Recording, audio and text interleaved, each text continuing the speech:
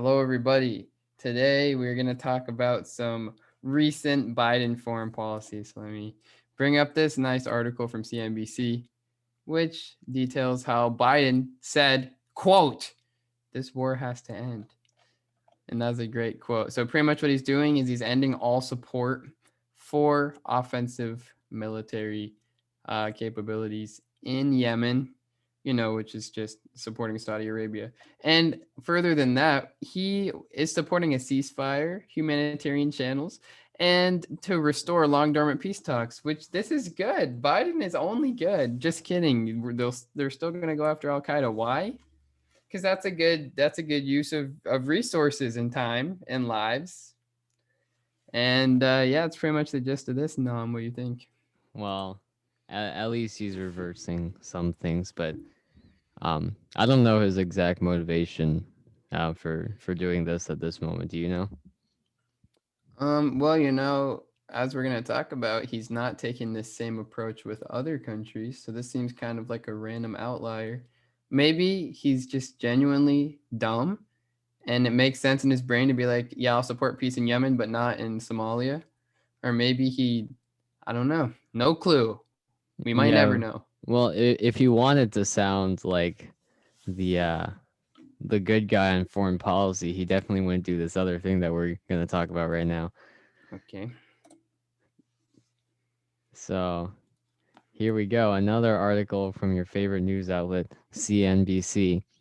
Biden says Iran must return to the negotiating table before U.S. lifts sanctions.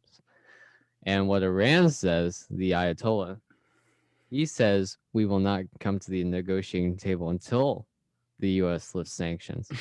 So you have Trump here that pulled out of the deal in 2018 in the first place. The deal was made by the Obama administration in 2015.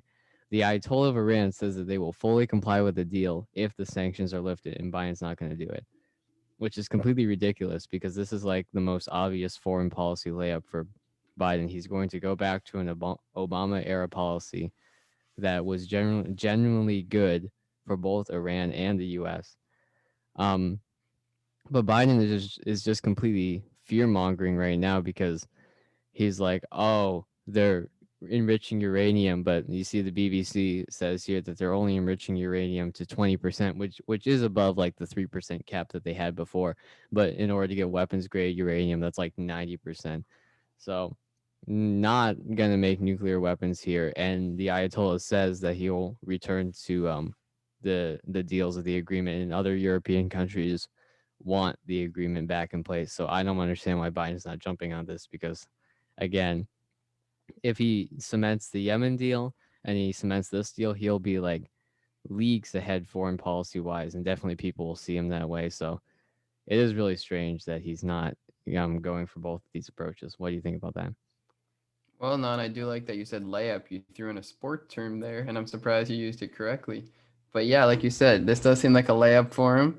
He fumbled it. Another sports term. I don't know. This would be an I interesting love to ask. sports. Yeah, sports are great.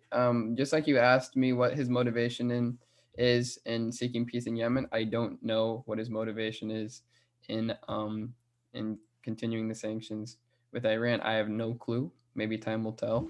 Maybe it won't. Maybe I don't know. Yeah, it's obvious that it's not like helping or hurting them in their enrichment process. So Nah. if he just brings the deal to the table sooner, then it'll be better. He might be genuinely scared about enriching uranium. He might be trying to lie like Bush Well, did about people having. there's no way that he thinks that they're any threat to the U.S. If they even consider making a nuke, he'll probably just blow them out of existence. So with all the powers on our side, so I don't understand why we don't just go back into the deal. It's ridiculous. To you and me, it seems like we have no clue, because we are level-headed people. Yeah. And that is foreign policy for the first week of February. Good stuff.